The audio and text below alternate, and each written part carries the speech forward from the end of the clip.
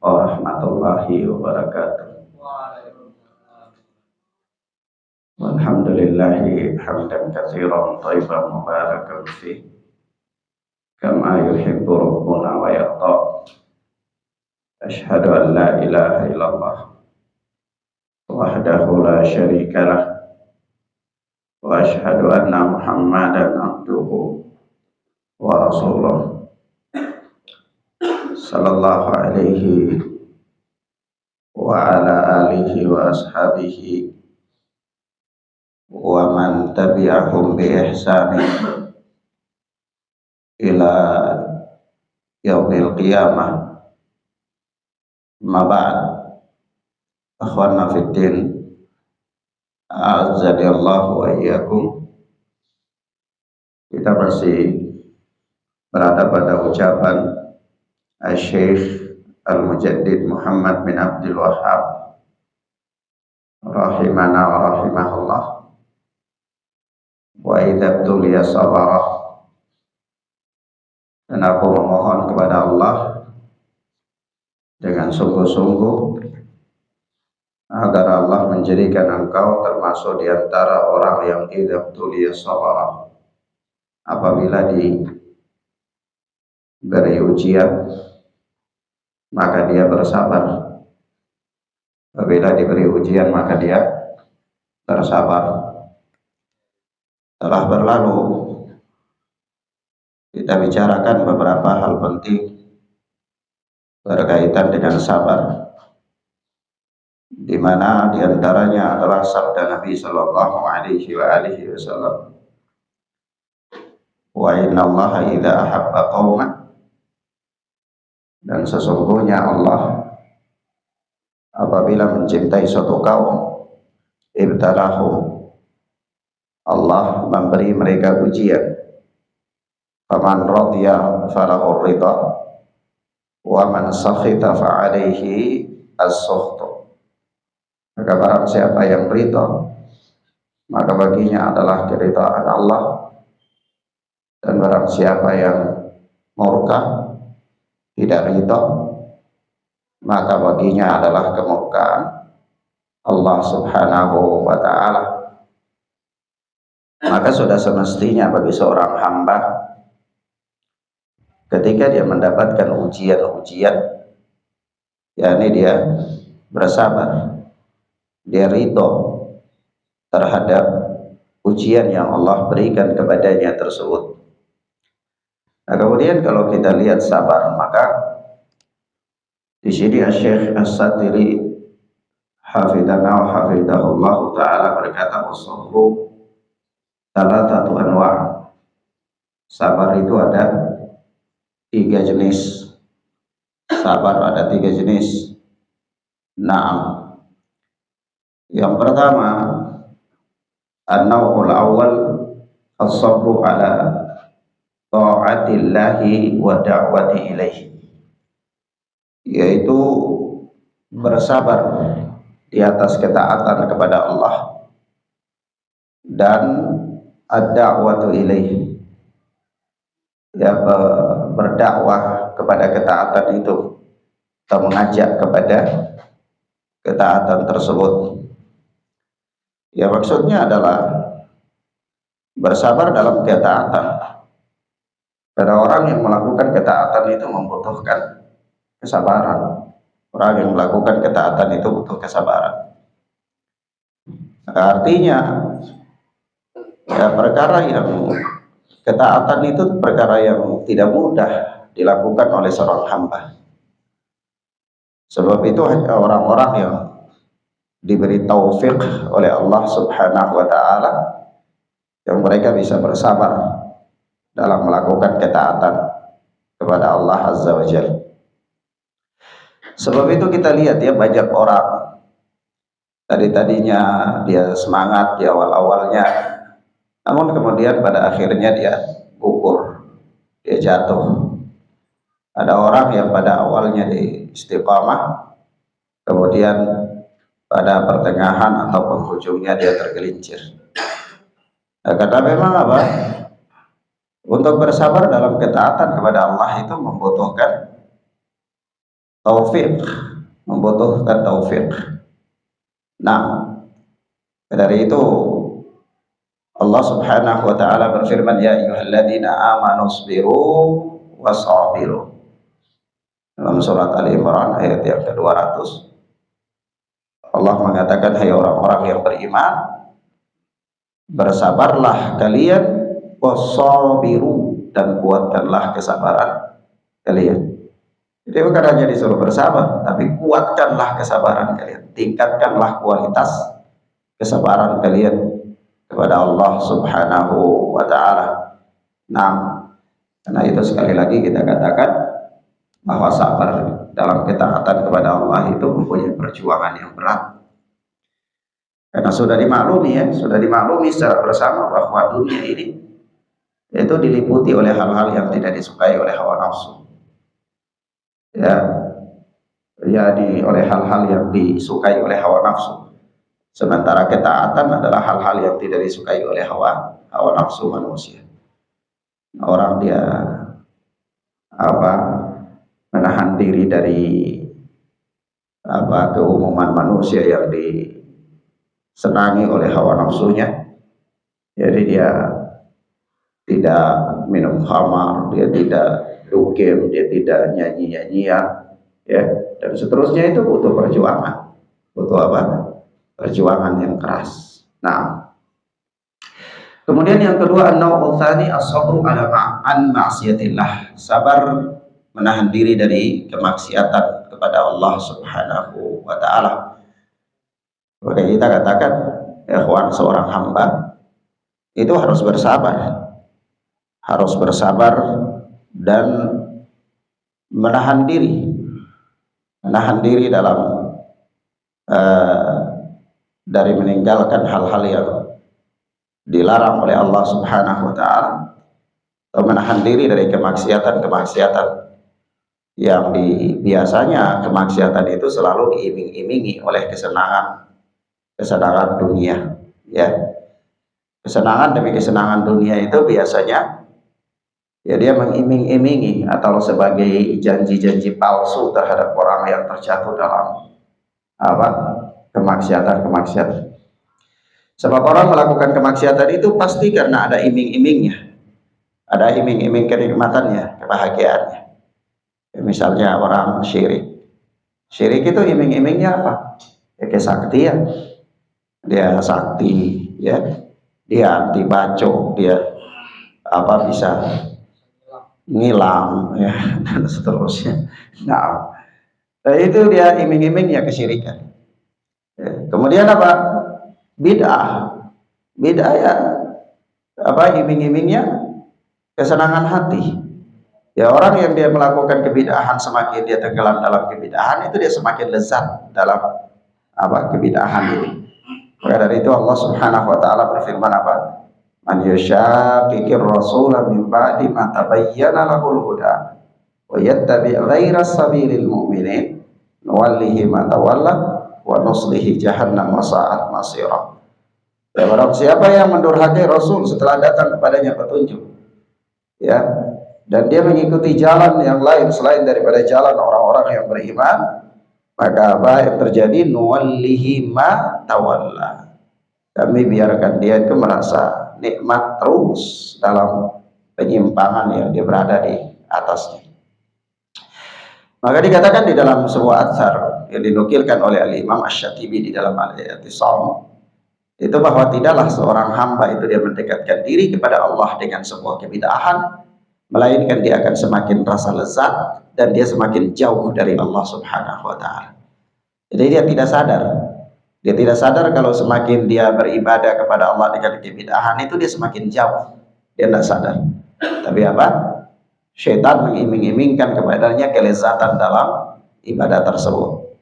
Nah, dan begitu juga kita lihat orang-orang hizbiyah, orang-orang yang memetak-metakkan agama ini dengan loyalitas yang sempit, ya. Mereka berloyal hanya kepada kelompok-kelompok mereka saja, ya, dan mereka berlepas diri dari orang-orang di luar daripada kelompok mereka. Itu biasanya iming-imingnya adalah kesenangan dunia, kenikmatan. Kita lihat partai-partai, iming-imingnya apa?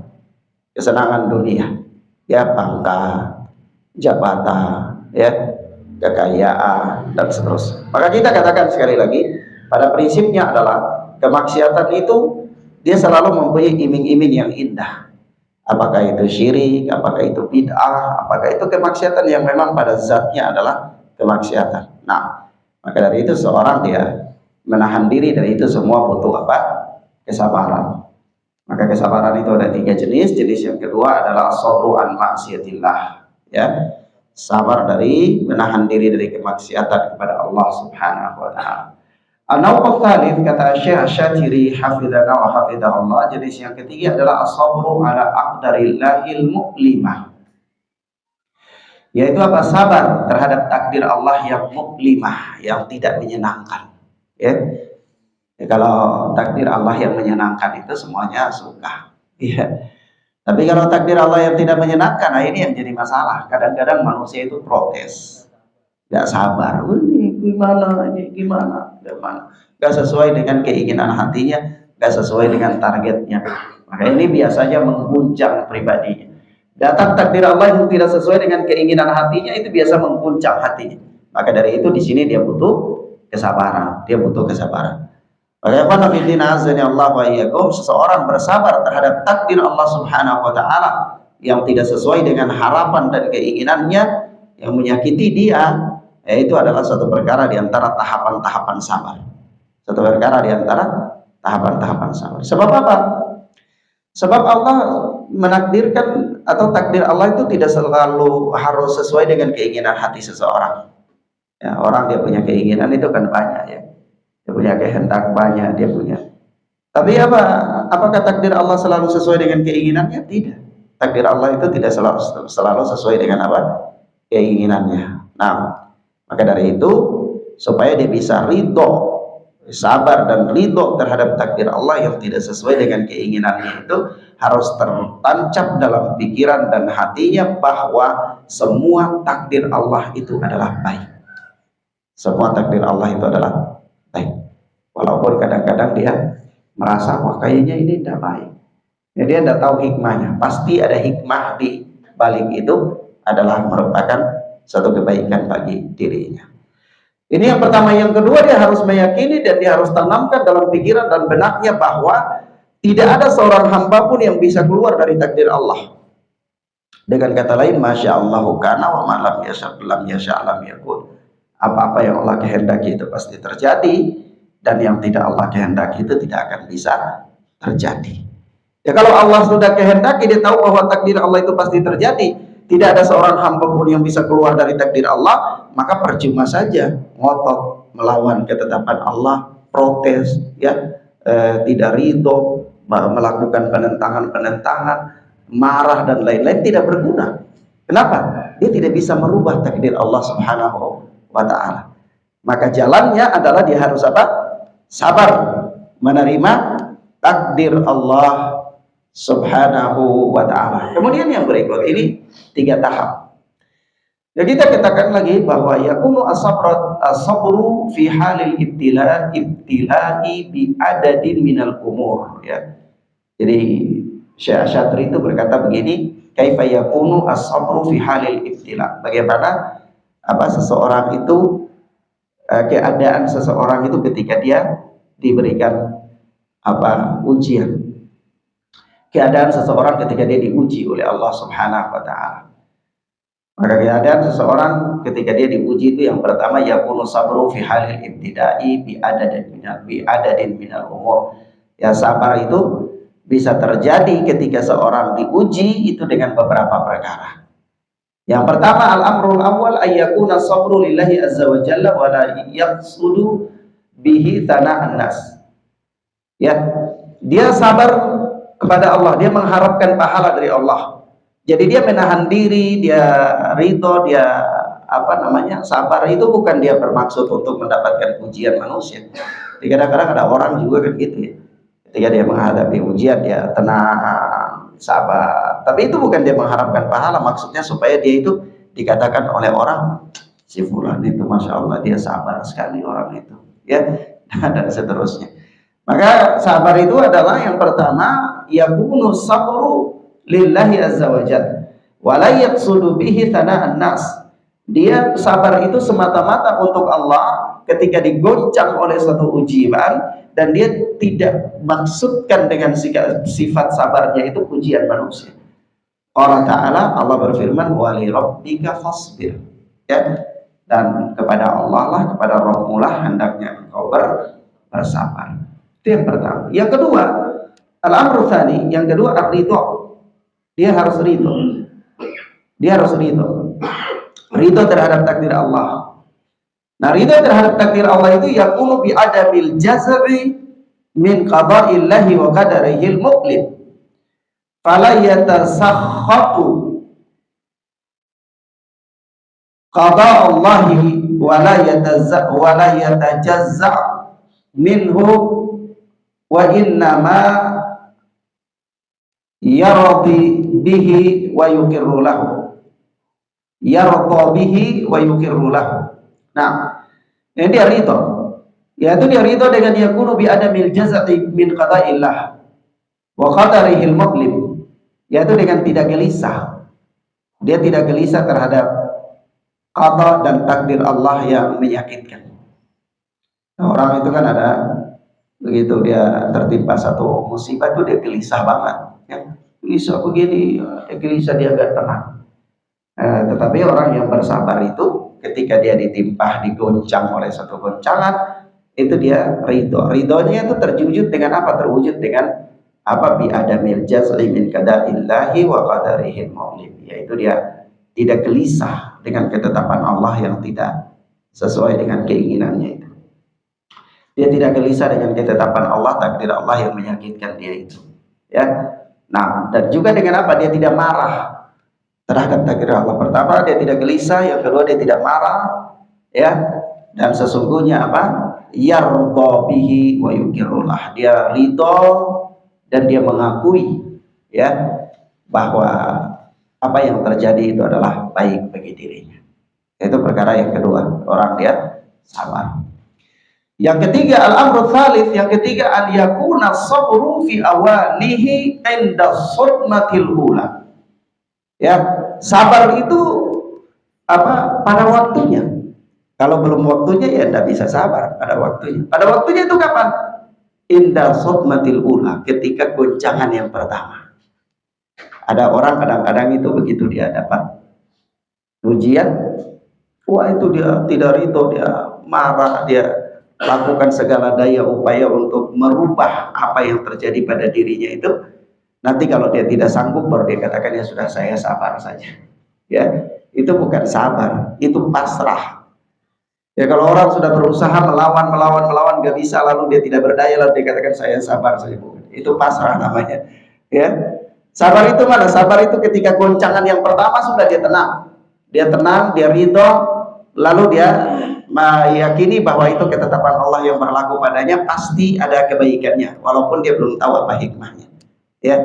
Sebab itu Nabi SAW bersabda, as-sabru inda as-sadmatil ula. Sabar itu tatkala goncangan yang pertama, ya. Jadi ada satu kisah, ya. Satu kisah, ada seorang sahabiah di zaman Nabi SAW itu Nabi lewat di satu tempat berkuburan, lihat ini wanita lagi nangis. Nah, anaknya meninggal, lagi nangis, sedih, ya. Begitu lewat, Nabi katakan, ya sabar. Orang ini tanpa menoleh siapa yang ngomong, dia langsung, kau tidak tahu, kau tidak merasakan apa yang saya rasakan, ya, kurang lebih begitu. Nah, lalu Nabi berlalu meninggalkan dia. Setelah itu orang-orang mengatakan kepada dia bahwa yang tadi ngomong itu adalah Nabi Sallallahu Alaihi Wasallam. Maka ini sang wanita ini datang kepada Nabi.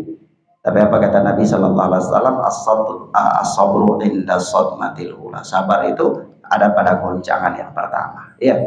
Jadi kalau orang ada yang dia dari awal dia dapat musibah atau Allah uji dia, lalu dia nggak enak, dia nggak ridho, dia cari cara bagaimana supaya dia bisa menentang keluar dari itu semua, tapi karena dia tidak bisa, tidak ada cara semua, lalu dia katakan, ya saya sabar saja. Itu nggak benar.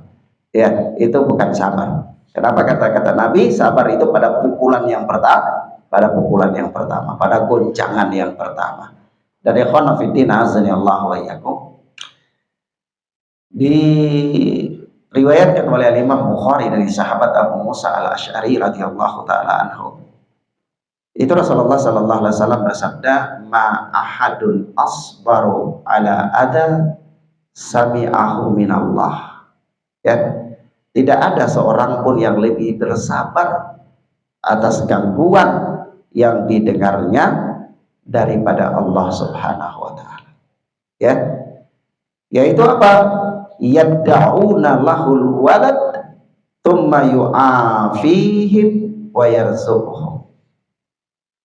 Yaitu ada orang yang mengaku Allah itu punya anak, namun Allah tetap masih memberikan kepada mereka kesehatan dan rizki. Ya, ada orang katakan Allah itu punya anak, padahal hampir saja apa? Langit itu runtuh karena mereka mengatakan Allah punya anak. Tapi ketika mereka mengatakan itu, Allah langsung tidak mengadab mereka, Allah tidak menghukum mereka. Tetapi Allah masih saja memberi mereka kesehatan, Allah masih saja memberi mereka rizki.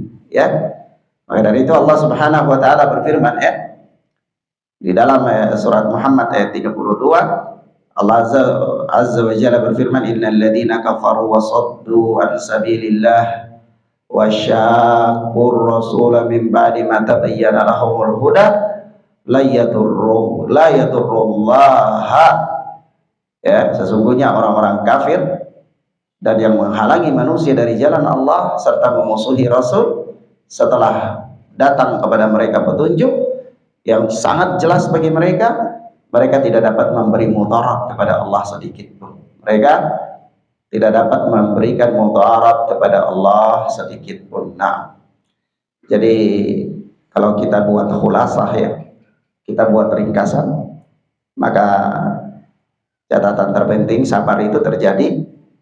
Kalau kita katakan jenis-jenis sabar itu ada 3 ya. Tapi kalau sabar itu terjadi dengan tahapan-tahapan, hanya muamalah. Bagaimana seseorang bermuamalah dengan sabar. Yani sabar itu terlaksana dengan cara gimana? Ya. Maka kita katakan yang pertama adalah karena Allah, dia bersabar karena Allah. Yang kedua dia ridho, tidak gelisah, tidak marah dan lain-lain.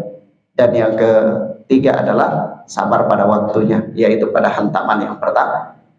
Ini 3 perkara yang menyebabkan atau yang dikatakan realisasi daripada sabar.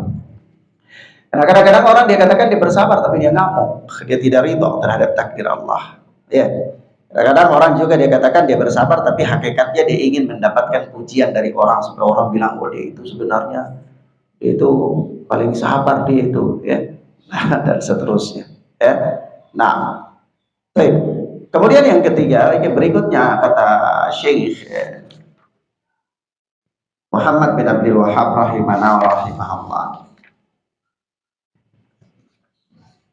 Sebelum kita katakan sebelum kita masuk pada poin yang ketiga, yaitu kita katakan bahwa ketahuilah ya ikhwan, bahwa semakin berat seseorang mendapatkan ujian, ya dia semakin bersabar, melainkan semakin naik derajatnya, Kenapa? Karena Rasulullah sallallahu alaihi wasallam mengatakan asyaddun nasi bala'an al-anbiya, tsummal amsal fal amsal. Orang yang ujiannya paling berat itu adalah para nabi, kemudian yang semisal dengan mereka, dan yang semisal dengan mereka. Jadi jangan kira bahwa antum kalau semakin bertakwa itu semakin beriman, itu berarti antum semakin gak ada ujian. Tidak, ujiannya semakin banyak. Ya, ujiannya macam-macam saja, dan memang ujian itu dari sisi dimana seseorang itu sisi lemahnya. Kalau di sisi kuatnya itu bukan ujian. Nah, ujian itu selalu datang pada sisi lemah orang, ya. Maka dari itu kalau kita lihat orang-orang kalau dia masih jahil, masih awam, itu kita lihat mereka anteng-anteng saja, ya. Karena kata syaitan, ngapain orang kayak gini, dia teman-teman saya, ya, nggak usah bawa dia ujian-ujian. Tapi kalau begitu kita sudah kenal agama, ya kita sudah rajin ke masjid, ya masjid sudah mulai makmur, itu sudah mulai masalah kan? Ya, sudah mulai masalah jenggot kita sudah mulai panjang, itu masalah sudah mulai ada. Ya, ada aja masalah-masalah. Maka ketahuilah ya ikhwan fillah azza ya Allah ya, bukan berarti antum berjubah, antum jenggot sujud setiap hari sampai jidat hitam lalu nggak ada ujian. Enggak, justru ujian itu semakin berat. Karena Rasulullah mengatakan apa? Asyadun nasi bala'an al-anbiya tsummal amsal fal amsal. Ya. Jadi kalau kita memakai apa bahasa orang awam bahwa semakin orang itu dia bertakwa, maka setan yang menggodanya juga semakin, ya, setan yang kuat.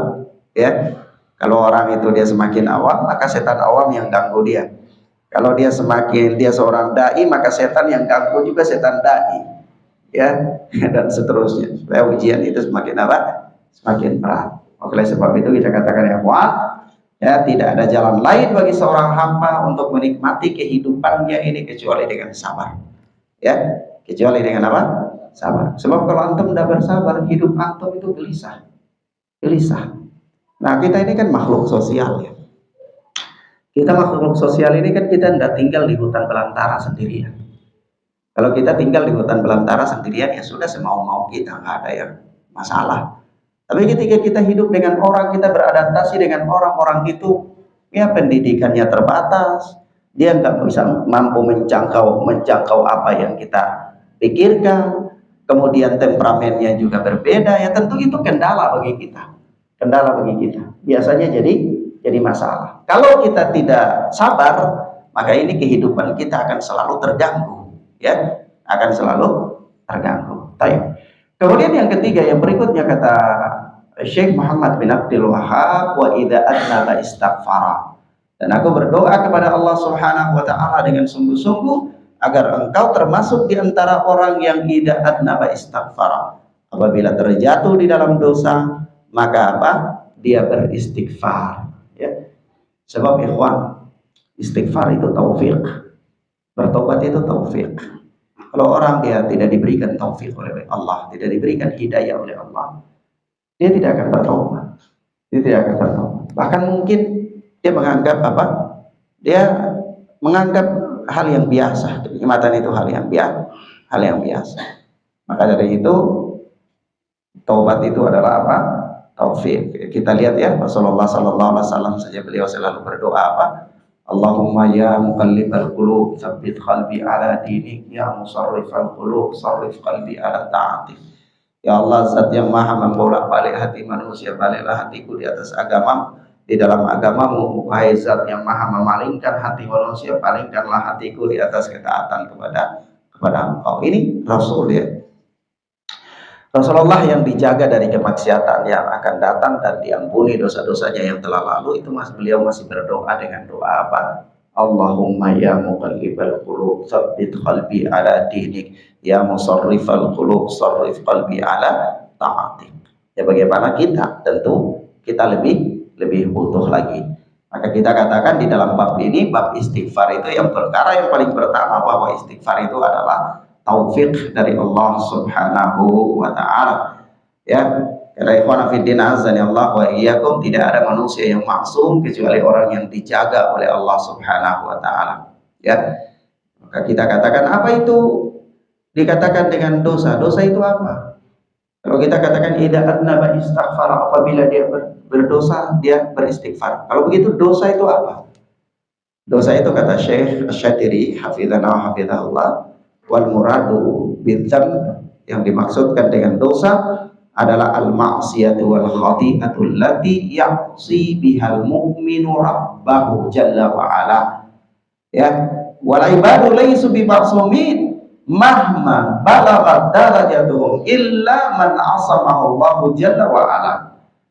Ya, kata beliau begini, al-muradu bidzam, yang dimaksudkan dengan dosa itu adalah al-ma'siyatu wal khati'ah. Ya, kemaksiatan dan apa? Kekeliruan, kekhilafan. Allati ya'si bihal mu'minu rabbahu jalla wa ala. Yang dengan itu seorang mukmin dia bermaksiat kepada Rabbnya Allah Azza wa Jalla. dengan satu hal seorang mukmin dia bermaksiat kepada Allah, itulah dosa. Itulah dosa. Jadi kalau dikatakan dosa secara umum itu apa? Dosa secara umum itu adalah kemaksiatan atau kekhilafan yang dengannya seorang dia memaksiati Allah Subhanahu wa taala. Dan ketahuilah ya ikhwan bahwa wal ibadu laisu bimaksumin, ya. Hamba-hamba Allah atau manusia itu laisu bimaksumin. Mereka tidak maksum. Mereka tidak maksum. Artinya manusia itu bagaimanapun, ya, mahma, di sini disebutkan oleh Syekh Asy-Syatiri, mahma balaghat darajatuhum, bagaimanapun kedudukan mereka, bagaimanapun tingginya derajat mereka, ya, siapapun dia, bagaimanapun keadaannya, bagaimanapun derajatnya, bagaimanapun posisinya, tetap dia manusia. Selama dia manusia, dia tidak maksum. Illa man asamahullah, kecuali orang-orang yang dijaga oleh Allah Subhanahu wa taala. Sebagaimana Rasulullah SAW bersabda, wal ma'sumu man asamallah. Orang yang maksum, orang yang terjaga adalah orang yang dijaga oleh Allah Subhanahu wa taala. Adalah orang yang dijaga oleh Allah Subhanahu wa taala. Kita lihat di sini ya, Allah ya, ini kata Syekh Asy-Syatiri ini memberikan gambaran kepada kita kalau manusia selama masih namanya manusia itu berarti dia tidak maksum, artinya dia tidak terbebas dari dosa. Yang namanya manusia itu pasti terjatuh di dalam dosa, itu maksudnya. Nah, orang yang terjaga dari dosa itu hanya orang yang dijaga oleh Allah Subhanahu wa taala. Hanya orang yang dijaga oleh Allah Subhanahu wa taala. Maka dari itu kita katakan begini, berarti kalau begitu, kalau kita menghayati, mentadaburi ucapan Syekh Asy-Syatiri ini, kita memahami bahwa berarti manusia ini semua melakukan dosa. Ya, kita ini semua berdosa. Kalau kita semua ini berdosa, lalu bagaimana keadaan kita? Iya, bagaimana keadaan kita? Maka kata beliau begini, kata Syekh begini, perhatikan ucapan beliau bahwa wa husulu dzambi minal abdi laisa dalilan daiman ala nuqsani darajatihi. Ya. Terjadinya dosa pada seorang hamba itu bukan dalil, bukan selalu menjadi dalil yang menunjukkan tentang rendahnya kedudukan orang itu, bukan. Jadi kalau orang dia jatuh dalam dosa lalu kita katakan orang ini terhina, orang ini rendah, orang ini, ya, bukan. Nah, orang tidak mesti orang yang terjatuh di dalam dosa itu adalah dalil bahwa dia itu rendah. Tidak mesti demikian. Mahum ya ikhwan? Nah, wa inna ma yakunu dalilan ala nuqsani darajatihi idza lam yastaghfir wa yatub minhu. Ya. Hanya yang menjadi dalil tentang rendahnya kedudukannya itu apabila dia tidak beristighfar dan tidak bertobat kepada Allah. Jadi kalau kita lihat orang yang terjatuh dalam dosa itu ada dua keadaan. Kalau kita lihat dari penjelasan Syekh ini, keadaan yang pertama itu dia bertobat, dia beristighfar dan dia bertobat. Keadaan yang kedua adalah dia tidak beristighfar dan tidak bertobat. Iya. Secara umum orang yang terjatuh dalam dosa itu bukan menunjukkan tentang rendahnya dirinya. Lalu bagaimana kita lihat? Dia salah satu dari dua keadaan ini. Kalau dia keadaannya itu tidak bertobat, tidak beristighfar, nah maka ini rendah. Ini apa? Rendah. Orang itu rendah kedudukan. Tapi kalau dia bertobat, dia beristighfar, maka ini menunjukkan apa? Tentang tingginya kedudukan orang itu. Bisa jadi tingginya kedudukan orang tersebut. Maka kata Syekh, amma idza astaghfara wa taba min dzalika dzambu fa innahu hina idzin kada yakunu a'la li darajatih. Ya. Adapun apabila dia beristighfar dan dia bertobat dari dosa yang dia lakukan itu, fa innahu hina idzin kada yakunu a'la darajatih. Maka ketika itu, ya, dia menjadi orang yang derajatnya tinggi. Dia menjadi orang yang apa? Derajatnya tinggi. Nah, lidzalika athnallahu ta'ala 'alal mu'minina ahli taqwa bi annahum yudnibuna wa yastaghfiruna. Yaitu apa? Allah Subhanahu wa ta'ala, oleh sebab itu Allah Subhanahu wa ta'ala memuji orang-orang mukmin dari kalangan ahlul taqwa, orang-orang yang bertakwa, bi annahum yudnibuna, yaitu mereka itu orang-orang yang berdosa tetapi wa yastaghfirun, dan mereka beristighfar kepada Allah. Maksudnya begini, kalau dikatakan rendah kedudukannya itu adalah orang yang tidak bertobat, dia terjatuh dalam dosa lalu dia tidak bertobat, itu rendah, dalil bahwa dia itu rendah. Tapi kalau kemudian dia berdosa lalu dia bertobat, dia beristighfar, itu dalil yang menunjukkan bahwa dia tinggi derajatnya. Itu apa dalilnya? Apa dasar hukumnya? Dasar hukumnya adalah Allah memuji orang-orang mukmin ahli takwa yang mereka terjatuh dalam dosa lalu mereka beristighfar, mereka minta ampun. Di mana? Di ayat.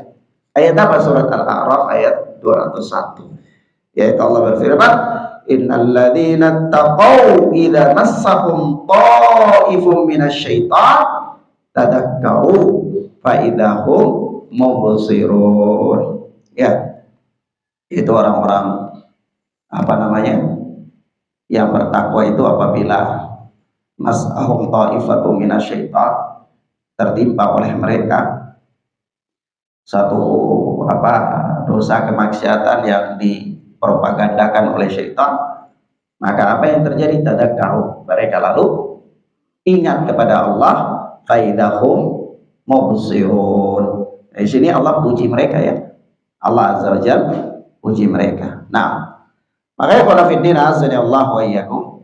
Baik, berikutnya kita katakan di sini karena manusia itu tidak maksum, manusia itu sering terjatuh dalam dosa. Lalu bagaimana? Apakah manusia itu kemudian pasrah dengan keadaannya? Apakah kemudian manusia itu dia bersikap biasa saja, dia tidak punya kiat-kiat? Maka kita katakan karena tabiat manusia itu berdosa, manusia itu dia harus punya kiat-kiat untuk menghindari dosa. Iya, harus punya kiat-kiat untuk menghindari dosa. Namun sekiranya dia terjatuh dalam dosa karena kelemahan dia sebagai manusia, ya, iman itu naik turun, kadang iman itu turun sehingga dia terjatuh dalam kemaksiatan dan lain-lain, maka kita katakan, ya, Allah Subhanahu wa taala selalu memotivasi kita untuk untuk menghindari atau melakukan kiat-kiat untuk menyampaikan kita kepada derajat takwa dan terhindar dari dosa. Di antaranya Allah Azza wa Jalla berfirman di dalam ayatnya, ya, di mana Allah mensifati penduduk surga, yaitu Allah katakan, wasari'u ila magfiratin min rabbikum wa jannatin 'arduha as-samawati wal ardu uiddat lil muttaqin alladzina yunfiquna fis sarra'i wat dharra'i wal kadhiminal ghaidha wal 'afina 'anil nas wallahu yuhibbul muhsinin walladzina idza fa'alu fahishatan aw dhalamu anfusahum dzakarullaha wastaghfaru lidunubihim wa man yaghfiru dzunuba illallah wa lam yusirru ala ma fa'alu wa hum ya'lamun ulaika jazaohum maghfiratun min rabbihim jannatun tajri min tahtihal anharu khalidina fiha wa ni'ma ajrul amilin. Surat Al-Imran ayat 133 sampai 136, ya. Akhwana fiddin azani Allah wa iyyakum. Antum lihat di situ, ya. Lihat di sini bahwa kata Syekh wa qad jalla wa ala fi sifati ahlil jannah, Allah Subhanahu wa taala berfirman ketika menyebutkan tentang sifat penduduk surga, itu apa kata Allah? Wasari'u ila magfiratin min rabbikum, bersegeralah kalian kepada ampunan dari Rabb kalian, wa jannatin arduha, dan bersegeralah kalian untuk mendapatkan surga, arduha, yang luasnya surga itu as-samawati wal ard, seluas langit dan bumi, uiddat lil muttaqin, yang disiapkan untuk orang-orang yang bertakwa. Alladzina yunfiquna fis sarra'i wat dharra, orang-orang bertakwa itu yang mana? Disebutkan oleh Allah, yaitu alladzina yunfiquna fis sarra'i wat dharra, orang-orang yang berinfak dalam keadaan lapang maupun dalam keadaan sempit. Wal kadhiminal ghaidha, dan mampu menahan diri ketika marah, ya. wal afina 'anil nas, dan mudah memberikan maaf. Wallahu yuhibbul muhsinin, Allah mencintai orang-orang yang berbuat baik. Di sini kita lihat ya. Jadi Allah tutup ayat yang ke berapa? 34 ini dengan wallahu yuhibbul muhsinin. Allah mencintai orang-orang yang berbuat baik. Berbuat baik apa? Ya, berbuat baik ini terkait dengan ayat di sini. Apa berbuat baik? Ya, bersegera untuk bertobat, beristighfar, bersegera untuk melakukan amal saleh supaya mendapatkan balasan surga. Kemudian apa? Berinfak dalam keadaan lapang ataupun sempit. Kemudian mengendalikan diri ketika marah dan memberikan maaf. Itu semua terhitung sebagai perbuatan baik, dan Allah mengatakan wallahu yuhibbul muhsinin. Allah mencintai orang-orang yang melakukan kebaikan. Lalu apalagi mereka penghuni surga itu sifat mereka, walladzina idza fa'alu fahishatan aw dzalamu anfusahum, yaitu orang-orang yang apabila mereka melakukan fahisyah, perbuatan yang keji, aw dzalamu anfusahum, atau mereka mendolimi diri mereka. Mendolimi diri dengan apa? Dengan kemaksiatan. Karena kemaksiatan itu kedzaliman. Kemaksiatan itu apa?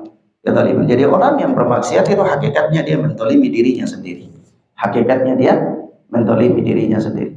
Katakanlah begini, orang kita katakan kemaksiatan jenis apa ya? Orang minum khamar. Ketika dia minum khamar, dia bermaksiat. Tapi hakikatnya dia mendolimi diri. Mendolimi dirinya apa? Bukan dengan hanya dosa, tetapi apa? Membinasakan dirinya. Iya.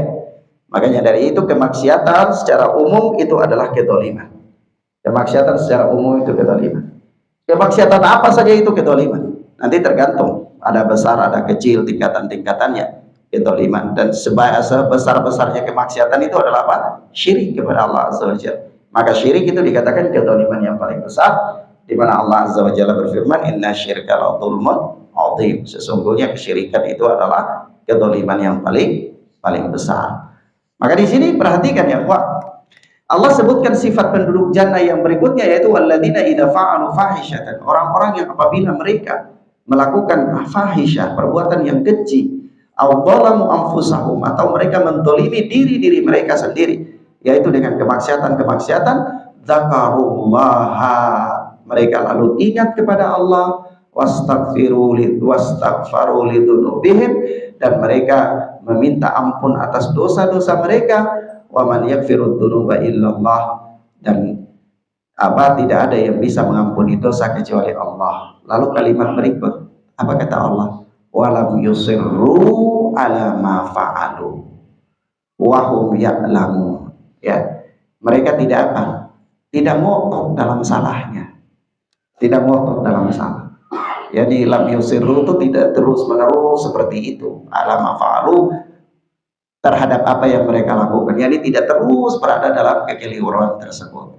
Ya, nah, dalam keadaan mereka itu tahu apa-apa yang mereka lakukan. Ya, maka di sini perhatikan sifat ahlul jannah. Apakah sifat ahlul jannah itu mereka terbebas dari dosa? Tidak, mereka tidak terbebas dari dosa. Dalilnya di sini. Dalilnya apa? Idza fa'alu fahishatan aw talamu anfusahum, apabila mereka melakukan perbuatan keji atau mereka mendolimi diri mereka. Tapi mereka masih tetap ahlul jannah. Ya, Allah menyebutkan mereka itu ahli surga.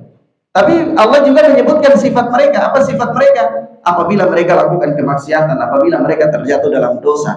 Tapi apa? Dzakarullaha, dia ingat kepada Allah, wastaghfaru, lalu mereka bertaubat, beristighfar lidzunubihim, atas dosa-dosa mereka. Itu dua hal. Dia terjatuh dalam dosa, dia ingat kepada Allah, ini ternyata dosa, ini ternyata keliru, ini ternyata khilaf. Lalu dia apa? Dia beristighfar. Lalu dia bertobat kepada Allah. Dia sambil lakukan terus, ya bisa jadi aja karena ada orang itu STMJ, sholat terus, maksiat tetap jalan. Jadi ada orang tuh dia bisa tetap sholat tapi maksiat juga jalan. Dia rajin. Lagi judi adanya, break dulu, sholat dulu. Selesai sholat balik lagi judi lagi. Ya, kita katakan bagus apa enggak tuh? Ya tetap bagus saja karena dia masih sholat, ya kan. Kalau dia judi tanpa sholat lebih repot lagi. Dia masih sholat, dia masih muslim. Hanya saja Ini bukan sifat yang baik, ini bukan sifat yang baik. Tapi ada orang begitu, dia lakukan ketaatan, tapi dia maksiat, dia lakukan ketaatan, dia lakukan maksiat. Manusia, manusia. Tapi oleh sebab itu orang yang paling baik itu adalah lam yusirru ala ma fa'alu wa hum ya'lamun. Ya, dia tidak ngotot, ya, dia tidak betah, ya, di dalam apa penyimpangan-penyimpangan yang dia lakukan itu. Subhanallah, ya. Jadi kalau dikatakan terbebas dari dosa, tidak ada, tidak ada seorang hamba pun yang terbebas dari dosa. Maka kita jangan ketika orang terjatuh dalam dosa lalu kita, wah itu orang demikian, ini orang demikian, ini orang demikian. Jangan, ya, karena bisa jadi dengan terjatuhnya dia di dalam dosa itu kemudian Allah angkat derajat dia. Kapan Allah angkat derajat dia? Ya ketika dia bertaubat, dia beristighfar, Allah angkat derajat dia. Ya. Dan apa? Dan memang tidak ada manusia yang terbebas dari dosa. Dia akan menjadi tercela kalau dia tidak beristighfar, dia tidak bertaubat. Dan dia akan menjadi terhormat apabila dia beristighfar dan dia bertobat. Dan dia tidak ngotot di dalam kesalahannya. Dia tidak larut di dalam apa? Kesalahannya tersebut.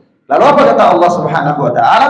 Ulaika jazaohum maghfiratun min rabbihim wa jannatun tajri min tahtihal anhar khalidina fiha wa ni'ma ajrul amilin. Kata Allah, itu adalah orang-orang yang balasan bagi mereka adalah maghfirah, ampunan. Min rabbihim, dari Rabb mereka. Wa jannatun, dan surga. Tajri min tahtihal anharu khalidina fiha. Surga yang mengalir di bawahnya sungai-sungai, khalidina fiha, mereka kekal di dalamnya. Jadi antum lihat, Masya Allah, ya. Orang ini dia sudah lakukan kemaksiatan, dia terjatuh dalam dosa, tapi Allah berikan dia dua hal yang paling besar. Allah ampuni dia dan Allah masukkan dia ke dalam surga yang penuh dengan kenikmatan. Jadi dia tercela apa tidak itu? Ya, dia tidak tercela. Sekiranya dia tercela, Allah tidak ampuni dia dan Allah tidak masukkan dia ke dalam apa? Surganya Allah Azza wa Jalla, menunjukkan bahwa dia tidak tercela. Lalu apa kata Allah? Wa ni'ma ajrul amilin, itulah senikmat-nikmat, ya, balasan bagi orang-orang yang beramal. Ikhwan, a'azzani Allah wa iyyakum.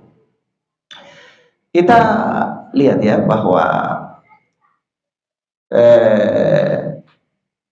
seorang hamba dia harus menjauhi sebab-sebab yang mengantarkan dia kepada apa pintu-pintu kemaksiatan. Disebutkan di dalam hadis, ya, sebutkan di dalam hadis yang dikeluarkan oleh Al-Imam Muslim rahimahullah, ya, bahwa Rasulullah sallallahu alaihi wasallam bersabda, tu'radul fitanu 'alal qulubi kal hasiri udan, ya, fa ayyu qalbin ushribaha nukita fihi nuktatun sauda wa ayyu qalbin ankaraha nukita fihi nuktatun bayda hatta tasira ala qalbaini ala abyad mithli safa fala tadurruhu fitnatun ma damat as-samawati wal ardu wal akhar aswadu murbadan kalkuzi fajakhiyya la ya'rifu ma'rufan wa la yunkiru munkaran illa ma usyriba min hawa. Subhanallah. Ini kembali kepada hati. Jadi memang sumber kemaksiatan itu juga terletak di hati. Sumber kemaksiatan paling terbesar itu di hati. Jadi begini, kalau hati tidak menerima, insya Allah aman. Tapi kalau hati menerima, maka dia akan tenggelam di dalamnya. Jadi perhatikan sabda Nabi, ya. Nabi SAW mengatakan begitu, radul fitanu alal qulubi kal hasiri udan. Ya. Fitnah akan dipaparkan, fitnah akan ditebakan kepada hati manusia itu bagaikan tikar, satu lembar demi satu lembar, ya, satu lembar demi satu lembar. Antum lihat bagaimana orang dia apa nganyam tikar, ya, nganyam tikar satu apa lembar daun itu dia letakkan satu lembar lagi, satu lembar lagi, satu lembar lagi, satu lembar lagi, dia silang, lama-lama jadi apa? Jadi satu daun tikar, ya, satu lembar tikar yang besar. Itulah fitnah. Fitnah dipaparkan kepada hati manusia itu begitu. Jadi sedikit tak mungkin masih mantul, tapi nyantol dikit. Jadi kalau katakanlah begini, fitnah yang dipaparkan kepadanya itu 100, kalau kita pakai persentase, ya, Misalnya 100% dipaparkan kepadanya, das gitu, dia masih pertahanannya masih kuat, ya mantul, tak pertama nyantol 1%, di kedua lagi dipaparkan kepadanya, tak mental lagi nyantol 1% lagi, ketiga lagi ditebakkan kepadanya nyantol 1% lagi. Nanti sudah tahap yang keberapa puluh kali dipaparkan kepadanya, bukan nyantol 1% lagi, sekali nyantol udah 50%. Udah jadi berapa?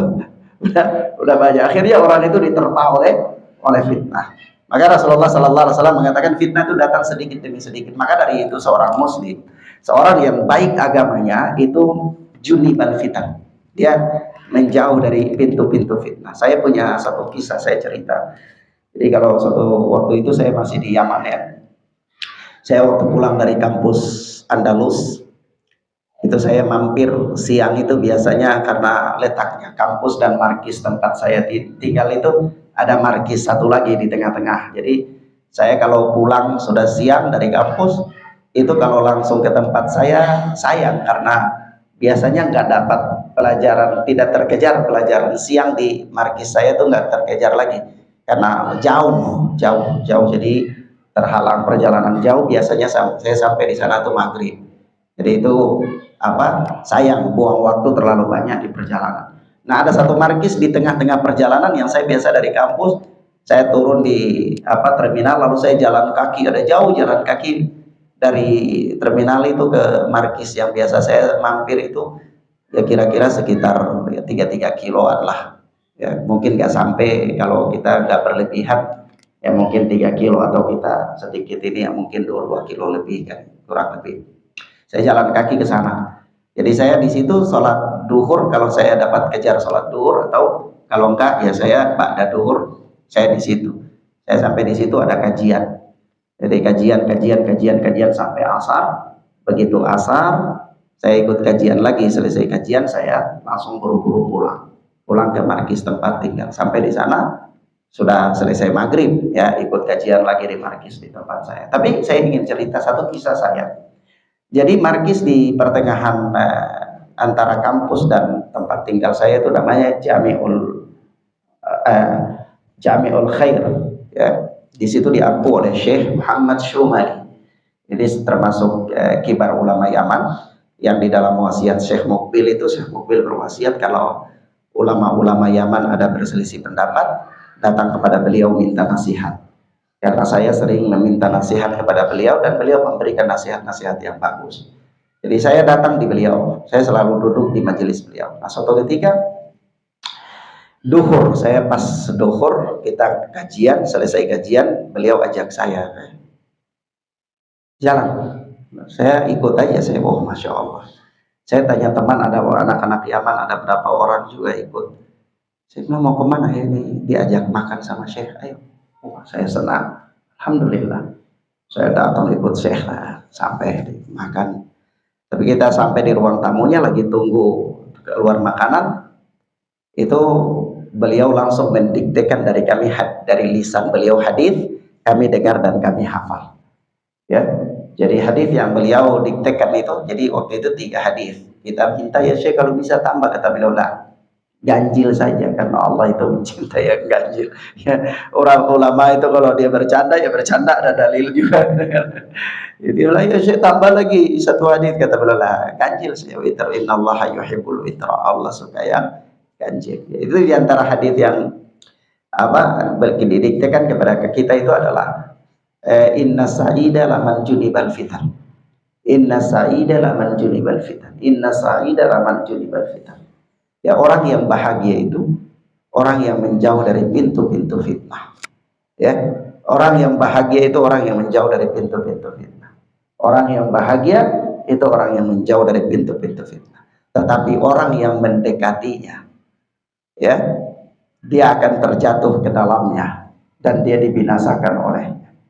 Jadi di sini saya ingin katakan bahwa fitnah itu kan dia datang itu tidak serta-merta, tapi fitnah itu datang sedikit begitu. Dan kalau orang dia terbiasa, maka lama-lama dia akan menganggap fitnah-fitnah fitnah apa saja. Apakah fitnah kebidahan, fitnah kehizbiyahan, atau fitnah macam-macam ya orang. Orang-orang tenggelam dalam berbagai macam fitnah itu, dia tidak datang dalam wujud yang sekaligus besar, tapi sedikit demi sedikit. Nah, ketika orang dia terbiasa berdiri di pintu fitnah, maka dia akan merasa lezat fitnah itu. Dia kepekaannya semakin kurang, kepekaannya semakin apa? Semakin kurang. Makanya khonafidina azanillah wa iyyakum, ya kalau kita mau apa namanya lihat ya pada realitanya saja, kalau orang itu dia baru pertama sampai di tempat pembuangan sampah itu baunya nggak sedap sekali. Tapi kalau dia sudah tinggal di situ 2 bulan, oh itu wilayah yang paling wangi bagi dia, ya nggak ada lagi bau sampah itu. Begitulah orang kalau dia sudah sering dengan fitnah, bermain dengan fitnah, ya maka fitnah itu akan terasa lezat bagi dia. Maka hati-hati, kata Rasulullah Sallallahu Alaihi Wasallam, tu'radul fitan alal qulub. Fitnah itu di apa namanya? Tu'radul fitanu alal qulubi kal hasir udan. Fitnah itu ditimpakan kepada hati seseorang itu seperti tikar, satu helai demi satu helai. Fa ayyu qalbin usyribaha nukita fihi nuktatun sauda, ya. Maka apa hati mana yang menerima, ya, hati mana yang menerima fitnah itu, yang menerima supaya fitnah itu dihinggapi di dalam hatinya itu, niscaya akan tertitik di hatinya itu satu titik hitam. Satu titik apa? Satu titik hitam. Wa ayu qalbin angkaraha nukita fihi nuktatun bayda. Hati yang tidak menerima fitnah itu akan dititikkan padanya satu titik putih, ya. Hatta tasira ala qalbaini, sehingga hati yang menghadapi fitnah itu terbagi menjadi 2 hati. Menjadi dua hati, yaitu apa? Ala abyad mithli safa fala tadurruhu fitnatun madamat samawati wal ardu. Ya, yang pertama adalah hati yang tetap kokoh di atas kebersihannya, fitrahnya, dan ini fitnah tidak akan bisa membahayakan dia selama langit dan bumi masih tegak. Artinya orang yang menghindar dari fitnah itu dia selalu terjaga dari fitnah, ya. Tetapi yang kedua, wal akhar, hati yang kedua, ya, hati yang menerima fitnah itu aswada murba dan kalkuz, yaitu dia akan gelap, ya, dia akan apa, menjadi hitam keabu-abuan seperti bekas tembaga yang berkarat, ya. Lalu apa, lama-lama dia tidak menyeru kepada kebaikan dan tidak melarang dari kemungkaran, yakni la ya'rifu ma'rufan wa la yunkiru mungkaran. Dia tidak mengenal lagi tentang kebaikan dan dia tidak mengingkari dari kemungkaran, illa ma usyriba min hawa, melainkan apa? Melainkan di apa? Tersimpan di dalam hatinya, dia masuk di dalam hatinya tuh hawa nafsu, ya. Nah, subhanallah, ini hadits ini di apa? Dikeluarkan oleh Imam Muslim rahimahullah, ya, dikeluarkan oleh Imam Muslim rahimahullah dalam sahihnya. Jadi perhatikan ya kawan, Allah Subhanahu wa taala memberikan penjelasan kepada kita tentang hati manusia dalam apa? Menerima fitnah-fitnah dalam kehidupan. Ada orang yang dia peka sekali, dia menjauh dari pintu-pintu fitnah. Tapi ada orang yang doyan mendekat pintu-pintu fitnah, ya. Dan apa? Ya, dia mau ngambil risiko. Ya, ada orang yang hobi mau ngambil risiko. Ya, padahal kalau seandainya dia tidak lakukan pun dia tidak berdosa, tapi dia mau ngambil risiko. Nah, ini bahaya. Ya, ini keberanian yang melampaui batas. Apalagi kita lihat orang-orang yang mengambil risiko dalam pintu-pintu fitnah ini, orang-orang yang lemah rata-rata. Lemah dari sisi keilmuan, lemah dari sisi keimanan, tapi keberanian mereka itu termasuk kelancangan. Keberanian mereka termasuk kelancangan. Padahal orang-orang yang kuat keimanannya, kuat keilmuannya saja, itu mereka takut dengan pintu-pintu fitnah. Lah ini orang-orang yang lemah dari sisi ilmu, lemah dari, ya, tapi dia berani dalam apa? Mendekati pintu-pintu fitnah. Ini bahaya, sangat bahaya sekali. Ikhwan fillah azanillah. Nah, fitnah itu titik-titik hitam. Kallabal rana ala qulubihim ma kanu yaksibun. Sekali-kali tidak. Kemaksiatan yang mereka lakukan itu tambah satu titik hitam, tambah satu titik hitam, tambah satu titik hitam. Lama-lama apa? Menjadi hitam pekat, terhadap apa-apa yang mereka lakukan itu. Maka dari itu Al-Imam Ibnu Qayyim membagi hati itu kan ada 3 ya. Hati manusia itu ada 3. Ada hati yang qalbun salim, hati yang selamat. Hati yang selamat yang kata Allah Subhanahu wa taala, yauma la yanfa'u malun wala banun illa man atallaha biqalbin salim. Hari ketika harta dan anak-anak itu tidak bermanfaat bagi seseorang, melainkan apa? Orang illa man atallaha biqalbin salim, kecuali orang-orang yang datang menghadap Allah dengan hati yang selamat. Hati yang selamat itu hati yang mana? Hati yang selalu ingat kepada Allah, hati yang selalu berzikir kepada Allah Subhanahu wa taala, hati yang lahir pada dirinya muraqabatullah, ya, selalu merasa selalu diawasi oleh Allah Subhanahu wa taala. Ini hati yang salim, hati yang salim. Karena ala bi dzikrillah tatmainnul qulub. Ketahuilah dengan zikir kepada Allah hati itu menjadi tenang. Yang kedua apa? Qalbun marid, hati yang sakit, hati yang berpenyakit, ikhwan. Hati yang apa? Hati yang berpenyakit. Hati yang berpenyakit ini hati yang senang dengan fitnah. Hati yang senang dengan fitnah. Kalau hati berpenyakit, hati itu dia senang dengan fitnah, ini musibah. Ini musibah. Ya. Nah, maka yang ketiga apa? Yang ketiga adalah hati yang mati. Hati yang tidak lagi bisa membedakan mana yang ma'ruf, mana yang mungkar. Hati yang kemungkaran bagi dia sudah menjadi hal yang biasa. Hati yang tidak lagi mengingkari kemungkaran dan tidak melakukan amar ma'ruf nahi mungkar. Tidak lagi melakukan kemungkaran dan tidak lagi melakukan amar ma'ruf nahi mungkar. Makanya bonafiddin azani Allah wa iyyakum. Ini sebab itu ya, kita perlu memohon kepada Allah hidayah. Kita memohon kepada Allah hidayah taufik, agar supaya Allah memberikan kita hidayah, Allah menjaga kita dari berbagai macam apa? Bencana, fitnah, musibah dan lain-lain. Sebab apa? Sebab persoalannya bukan terletak pada orang itu tahu atau tidak tahu, ya. Persoalannya bukan terletak pada orang itu tahu dan tidak tahu. Sebab kalau kita lihat begini, kalau hanya terletak pada dia tahu dan tidak tahu, atau terletak pada dia itu sekedar punya ilmu, maka tentu Abu Talib tidak akan mati dalam keadaan kafir. Tidak akan mati dalam keadaan kafir. Kenapa kita katakan demikian? Karena Abu Talib itu tahu tentang kebenaran Islam, tahu tentang kebenaran agama yang dibawa oleh Muhammad sallallahu alaihi wasallam. Tapi apakah pengetahuan Abu Talib membuat dia selamat? Tidak. Orang-orang Yahudi itu tahu tentang kebenaran agama Islam yang dibawa oleh Nabi Muhammad sallallahu alaihi wasallam.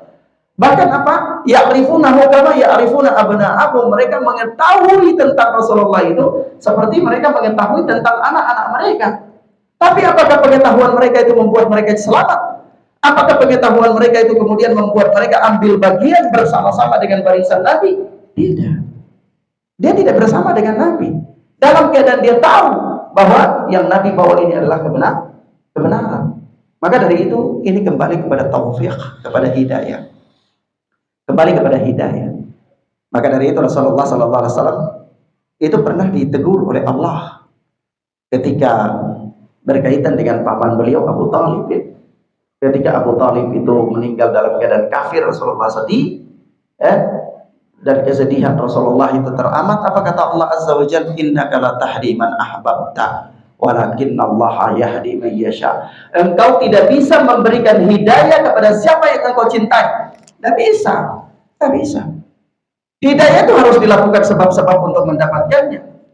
Seandainya ya kawan, ada orang ahli hikmah, ahli bijak, orang-orang bijak mengatakan begini, seandainya hidayah itu bisa dibeli, maka saya akan mengumpulkan harta benda sebanyak-banyaknya dan saya membelikannya untuk keluarga saya, untuk istri saya, untuk anak-anak saya, untuk bapak saya, untuk ibu saya. Seandainya hidayah itu bisa bisa dibeli. Tapi hidayah tidak bisa dibeli. Dan kita tidak bisa memberikan hidayah kepada orang yang kita cintai, tidak bisa.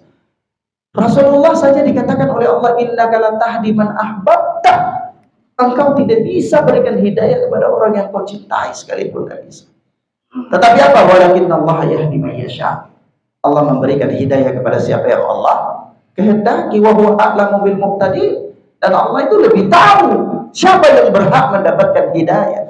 Antum duduk ngongkang kaki, antum santai, antum tidak ada upaya untuk mendapatkan hidayah, lalu mengatakan bahwa saya ingin mendapatkan hidayah. Tidak mungkin. Man jahada fina lanahdiyannahum subulana. Barang siapa yang bersusah-susah payah di jalan kami, niscaya kami akan berikan dia petunjuk kepada jalan-jalan kami. Jadi butuh apa ya, kawan? Butuh usaha, butuh pengorbanan. Ya. Jadi bukan hanya sekedar sebuah pengetahuan. Anda harus berusaha dan Anda harus melibatkan diri Anda di dalam kegiatan-kegiatan yang bisa mendapatkan hidayah.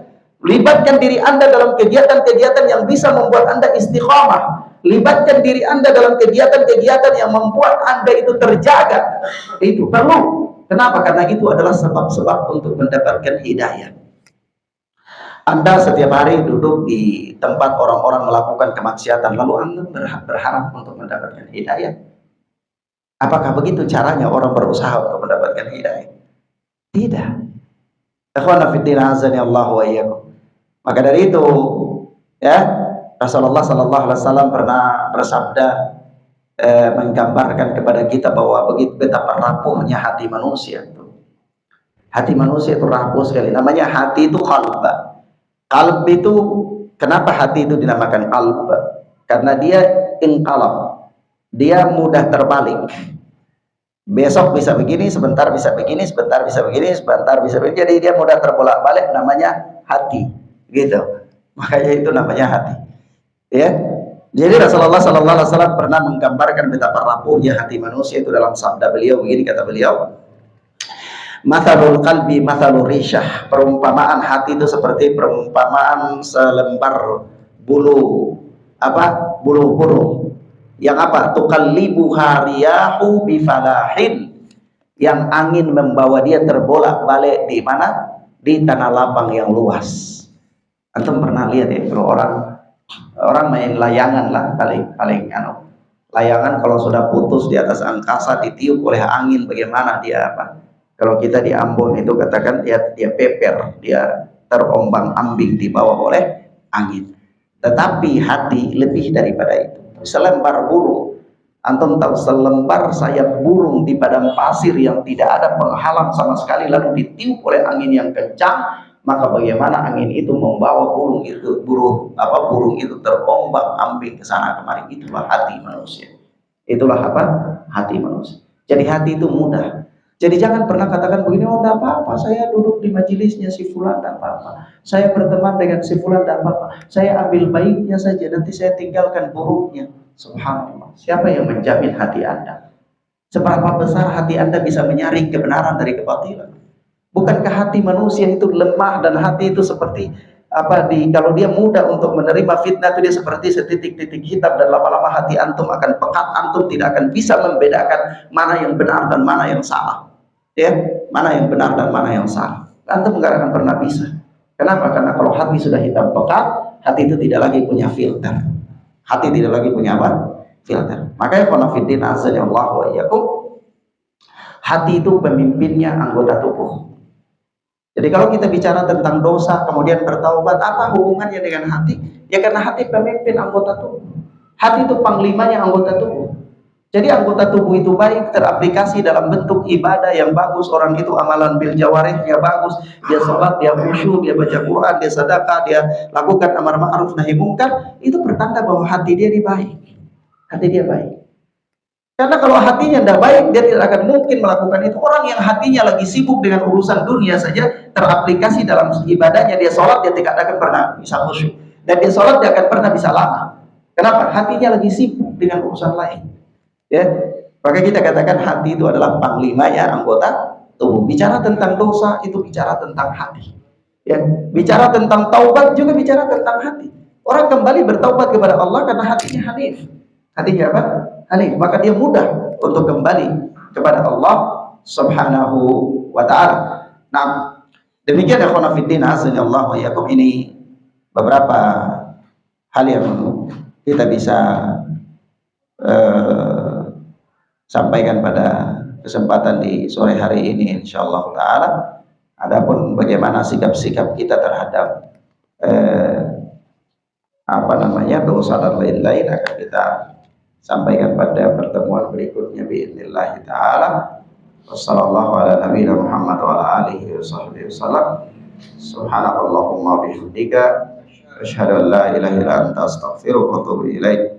Assalamualaikum warahmatullahi wabarakatuh.